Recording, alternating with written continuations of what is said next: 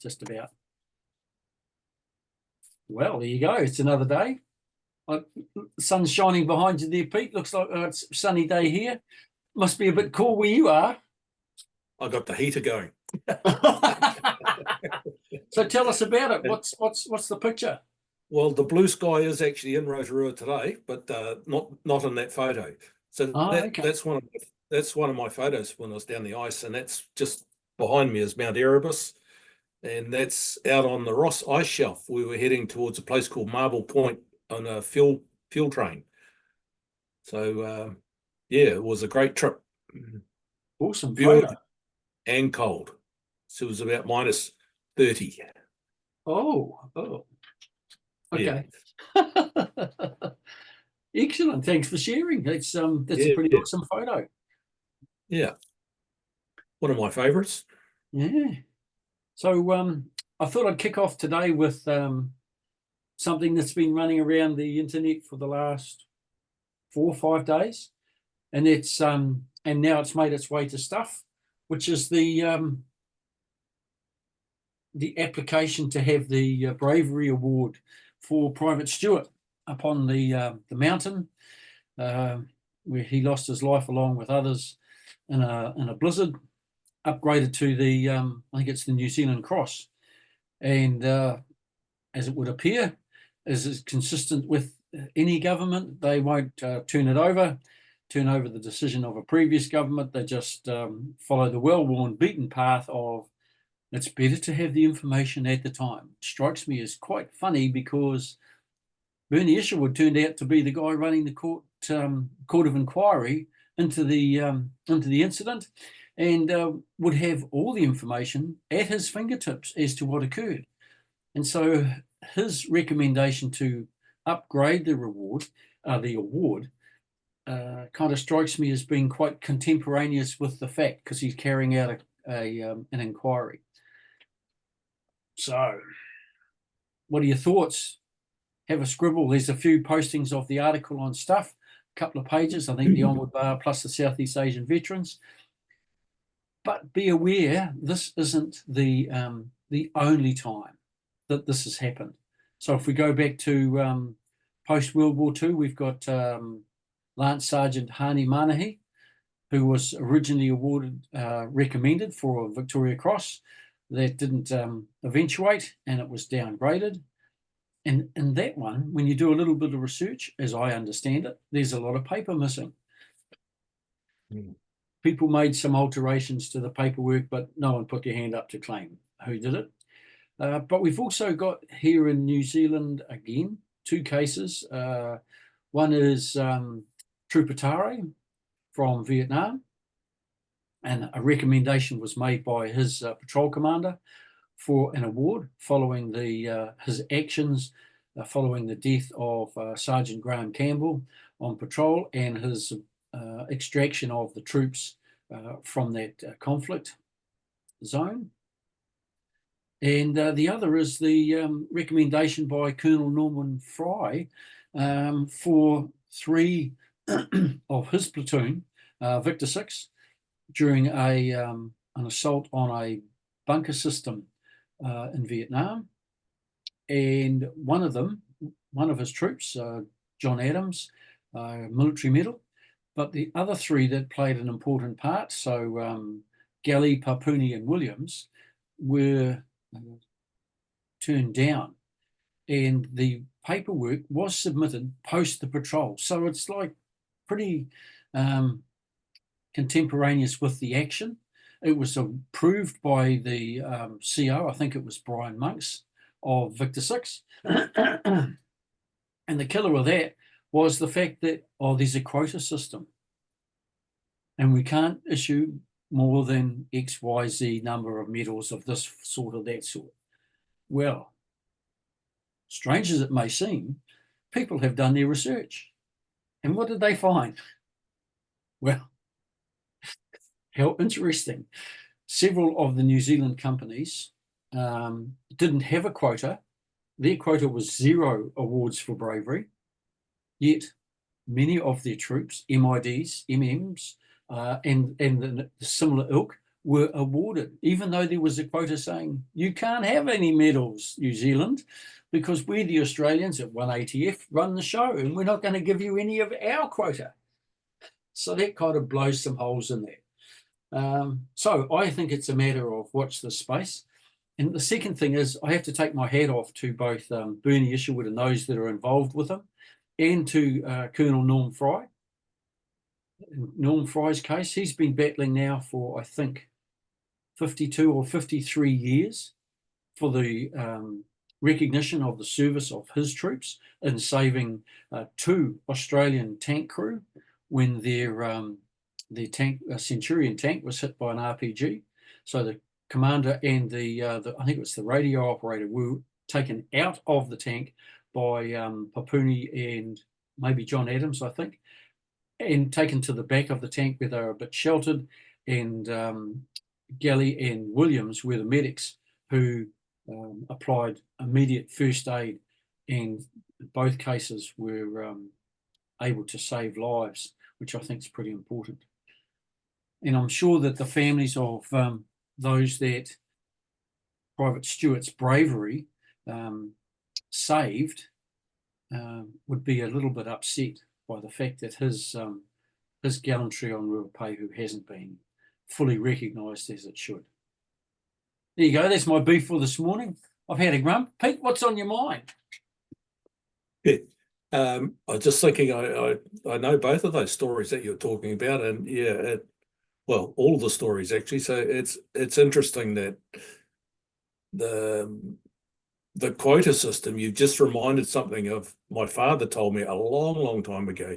He was 2-4 battalion, and after El Alamein, he said they had a thing in the sergeant's mess, I don't know, Cairo or somebody where, and he said some officer came in and they got a coin out and they tossed as to who was going to get the military medal. Flick of the coin, because they had so many candidates. Now, there's a quota system at its best. Yeah, that's right. I always remember that story, and you've just reminded me of it. It's like it just popped out. But anyway, I digress. So give a little. Yeah, I think we've ticked over six grand. Oh, awesome. Thank you for the lovely people that have been putting in the price of a cup of coffee and more. As I say, every little bit helps.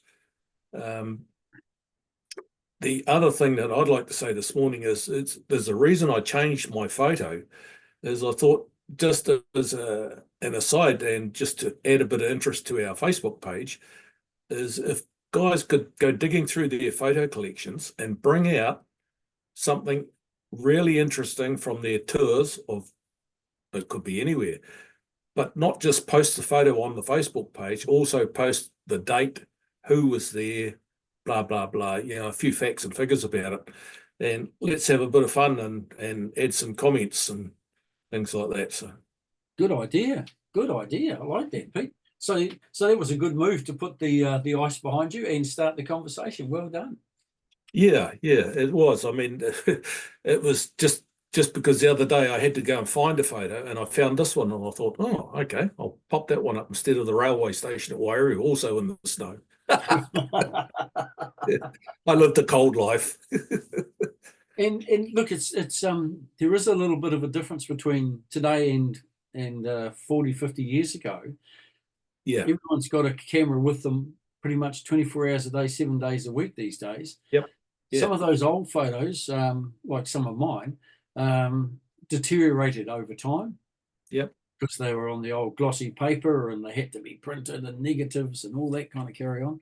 Whereas today you can be anywhere and just take a snap. And it was a little bit different, I think, and certainly in the Singapore era, because we didn't have digital cameras and there weren't many cameras that went out into the jungle. So well, the camera I took this photo with, I bought it in Singapore. Oh, right. The Canon FTB. Remember the big 35mm SLR cameras? Oh, wow. Good on you. Yeah. I've still got a couple of those old things hanging around, actually. Yeah. Actually got a 16mm one. Oh, goodness. So it's a little camera shop. It looks like a spy camera. Fuji I film. meant to ask you too. I don't think Frank's coming back to see us. Oh, what? Have you seen his latest post? He's in No? Dartmoor prison. Oh, doing a bit of a stretch. Yeah, yeah, yeah, Oh, well, let's get on to the more mundane stuff. I'll yeah, just grab the absolutely. old. So 16th of September, which is 5 days away. So that must be Sunday, thereabouts, is the commemoration of service in Malaya, Malaysia, to be conducted at, I think it's at Pukeahu, Yeah, it is. okay, followed by a meal somewhere. So have a look on the NZ Malay Vets page.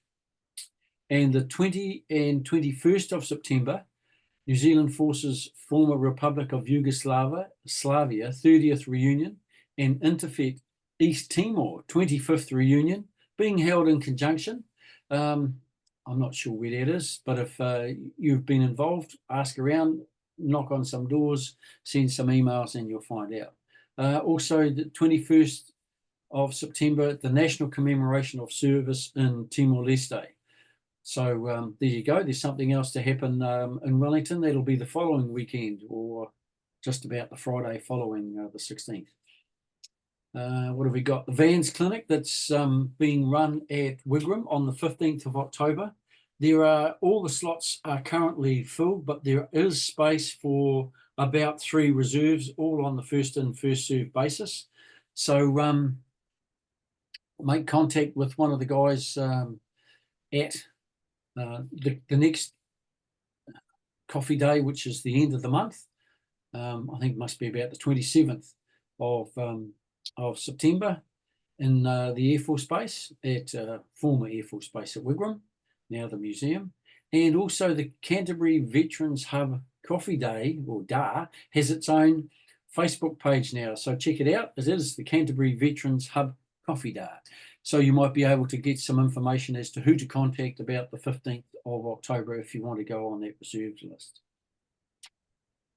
I have just a couple more. So last week I mentioned there was a new Sergeant Major of the Army, the 17th Sergeant Major of the Army, Warrant Officer Class 1 Dave Alder.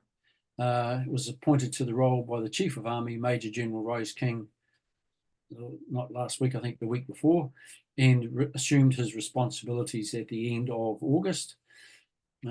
His role as the Sergeant Major of the Army is to be the leading voice for our soldiers and advise the Chief of Army on all matters affecting personnel across all ranks. So congratulations to him, and I hope he has an enjoyable time in that position.